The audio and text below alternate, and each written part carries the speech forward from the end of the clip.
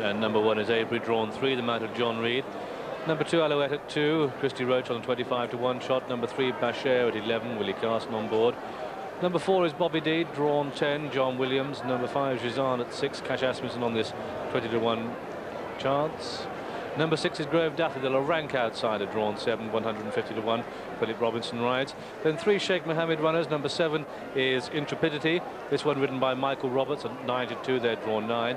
Number 8 Ivica at 12. Ray Cochran wears the distinguishing sash, a 20-1 chance. Number 9 Marilet at 13. Lester Piggott rides number 9 in a white cap. 15-2 the odds on offer at the moment. Number 10 is Oakmead, drawn 1. Frankie Dettori, the yellow cap of the Sangster team. 11 is Royal Ballerina at 40-1. Warren O'Connor, drawn 14. Number 12 Subug at 4. Walter Swinburne 8-1. Number 13 Weems Bite at 5. Pat Edery 11-2. And then the 7-2 favourite number 14 Yawl at 8. Darrell Holland on board. 5-1 from 9-2, and Weems Bite 11-2 chance, opened at 5s. Marilette is 8-1, opened at 7-1, along with Subug, and Bashir steady at 10s. Oakmead is 12-1 from 14-1. Gisan 16s from 20s. Ivica steady on the 20s mark, and Albury 25-1 from 20-1, as is Alouette. Royal Ballerina 33s and 40s. Bobby D 100-1, and Grove Daffodil, the outsider, 150-1. They're all quoted for the Energizer Oaks. They'll be loaded for the 4th classic of the year. Oakmead the yellow cap, and they race away. And Bashir breaks out well, and Royal Ballerina out fast too. And these two have it. Yawl is taking a keen hold. Alouette through in the early stages shares the early running. On the inside, Oakmead hold a good position. Fabre is just behind that. Weems Bite mid-division. Gizan is behind these, and they continue the climb up the hill through the first quarter mile. Grove Daffodil already is last. Marilette is last but 1, and at this stage Intrepidity last but 2. But it's Yawl that's stretching through into the lead now as they go through the first quarter mile, and it's Yawl in the lead. Yawl from Oakmead in second, and then Alouette showing third. These just ahead of Weems Bite, Bashir in blue. Royal Ballerina out wide. Subug blue the rail, running the rail. Then Fabre behind these. White cap is Marilette. On the outside Ivica. Then comes Gizan with just being pushed along Intrepidity at the back, and Grove Daffodil is last of all. And they continue their. Bobby D is on the outside of the pack as they make this left-handed turn and go to the highest point on the track. They're inside the last mile now, and it's Yawl clear by 2.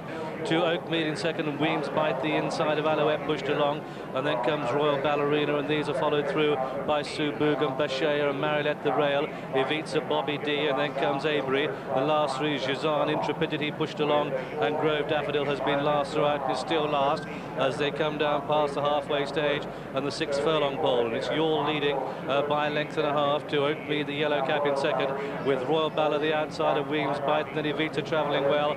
Bobby D running well for a big prize horse, Bashir and Subug the rail, and then Bashir on the outside of Alouette. Then comes Fabre. Intrepidity, the star cap, just on the outside of the picture. These are followed through by Marilette. Leicester's coming on the short run as they come round Tattenham Corner, and Yawl the 4-1 favourite in the lead as they head for home. Guaranteed to stay this filly. Yawl the leader, but here goes Oakmead, yellow cap after a Weems Bite behind it.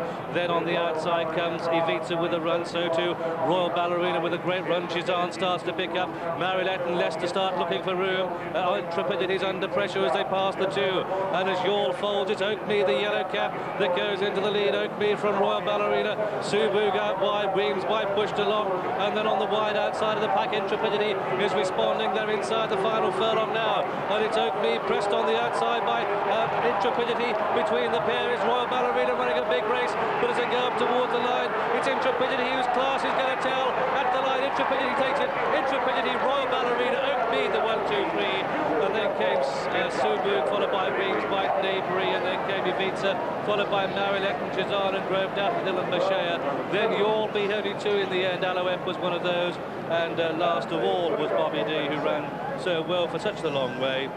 And so the result then of this, the Energizer Oaks, it's gone to number 7, Intrepidity. Michael Roberts rode her absolutely brilliantly, because at the top of the hill she was being pushed along. Intrepidity has won at 5-1. Second horse home, why, that's Ballerina.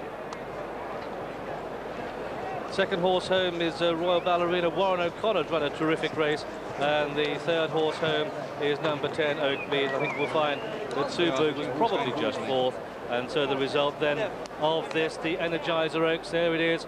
Intrepidity has got a pretty head in front on the line in the colours. The first colours of Sheikh Mohammed, who has won this race in the past with Unite, Oh So Sharp and Diminuendo. This one trained in France by Andre Fabre, whose previous classic success came this year with Zaphonic and earlier with Toulon, ridden by Michael Roberts, whose previous classic win was Mystico in the 2000 Guineas. Second horse home then Royal Ballerina. I think we'll find the third horse home is number 10 Oakmead. First number 7 Intrepidity at 5 to 1. Second number 11 Royal Ballerina 33 to 1. And third number 10 Oakmead at 11 to 1. Number 14 Yawl was the 4 to 1 favourite. The tote paid £5.30 for the win. The place is £2.40, £7.10 and £2 exactly. The dual forecast came to £241.50 and 14 rounds. First place post, well, the red rosette to Intrepidity. Second horse home was Royal Ballerina. Third was Oakmead. Fourth was Suburg. Fifth was Weems Bite. Sixth was Ivica. Seventh was Fabre. Eighth was Marilette. Ninth was Gizan. 10th was Bashea. 11th was Grove Daffodil. A disappointing 12th Yawl, but there could be extenuating circumstances. 13th was Alouette. And last was Bobby D, who ran well for a long way, but then was simply outcast.